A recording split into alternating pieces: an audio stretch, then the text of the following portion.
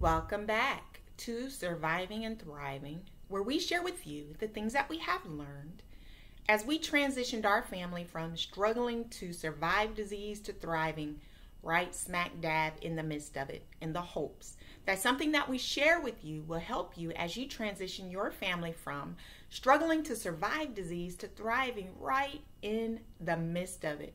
We have been talking about normalcy, how to keep a sense of normal for your family. Now, the person in the family who is going to strive to keep normalcy for the family, I want you to know that it's going to be a lot of work, and you're going to have to lead out by example. Dictatorship do not work. Now, it may work in your household, it doesn't work in my household, but when there's usually a dictator, the dictator may be happy, but the people aren't happy. You want everybody in your family to be happy. So you don't want to get it by do as I say, not as I do.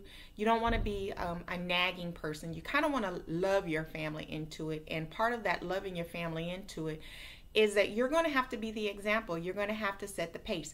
Now, if you are a child growing up in a household where someone in the family is going through, perhaps a parent or a sibling, you too can lead out by example. Leadership has nothing to do with age. It has everything to do with who you are and what you do. So you can lead out by setting the pace and setting the tone. Your parents will follow. They'll see it and they'll eventually follow. But even if you're the adult, if you're the person that's going through, or if you're the caretaker, it's going to be a lot of work, and you're going to have to lead out by example and lovingly nudge your family to follow. But I have found that in my household, that when you set the pace and you set the tone, it becomes the norm, and everybody do kind of tend to fall into line. But it is going to take a lot of work. It's important to have a sense of normality, especially like when we talked about those routines. Those things are really important because you want your family to have a goal.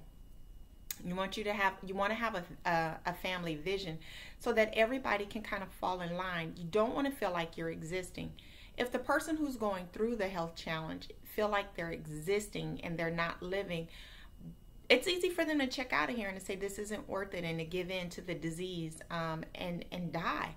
If you're the caregiver and you just feel like you're existing, it's going to be hard for you to love and do the things that you need to do.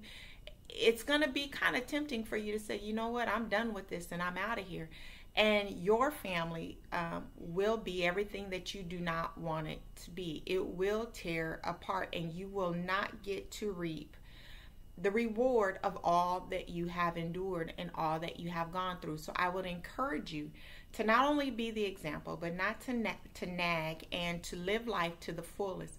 We all have been given the gift of breath, the gift of life. You want to live life to the fullest in every season.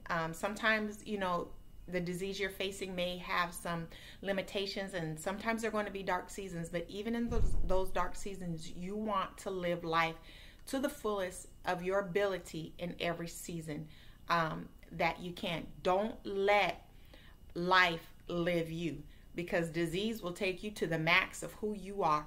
Don't allow that. So you want to take life and live it to the max of your capability. Now, it's important to understand that, you're going to have these routines, you're going to have these traditions, you're going to have all these things, right? And you're going to control your time, you're going to do all these things, but you have got to be flexible. You've got to be able to bend. If you're frigid and you're rigid, this disease will break you. This life will break you. You got to be able to go with the flow. You got to be able to bend.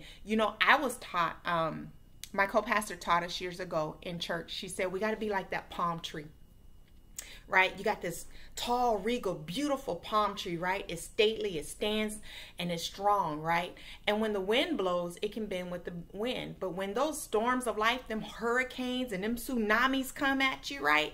That palm tree, it has the ability to bend, right? It stands strong, but it can bend with the wind. And so, a lot of other structures do not make it. A lot of other vegetation do not make it through a tornado or a tsunami or a hurricane. But the palm tree, it makes it through. Why? Because it can bend with the wind, and you've got to be able to bend with the storms in life. So everything's not going to happen the way you want it to happen. You're going to, set up these routines, but you can't sweat the small stuff. It's, don't be so rigid that a timeline and a time frame is going to break you. You got to be able to go with the flow. You have to have some the ability to move, the ability to bend. You got to be agile. You got to have a lot of flexibility.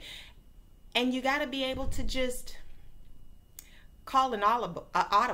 You got to be able to change up right on the spot. But the importance is in the consistency.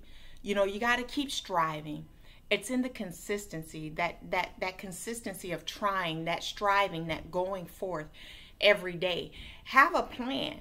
Go for that plan at all times. It's important that you got to know that in every season, right? Normal is going to be a different thing. Normal may, have a different look.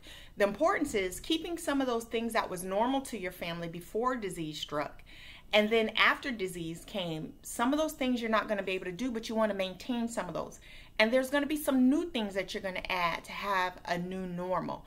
We already know that this life, this walk, it's a roller coaster. It's up and down. So when it's up and down, just have something where you can be maintained, to have a sense of normalcy that, in every season we're going to kind of do this.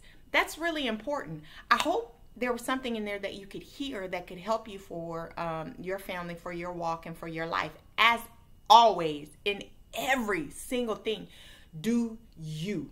Do what's best for you and your family, and do it with your flair and your style. Don't try to be me. Don't try to be anybody else. You alone can only walk out this walk. So do it what's best for you, and do it the way that you know how to do it. But in all things, do you, and have a great day. Hope to see you next week. I appreciate that you guys are tuning in every week. Thank you for sharing this video with other people. If you have any questions, put it down in the comment section below. I will answer it. And until next week, I hope you have a great week. Keep moving. Keep putting one foot in forward and moving full speed ahead, and know that you're doing better than you think that you're doing. Have a great week. Thank you. Bye.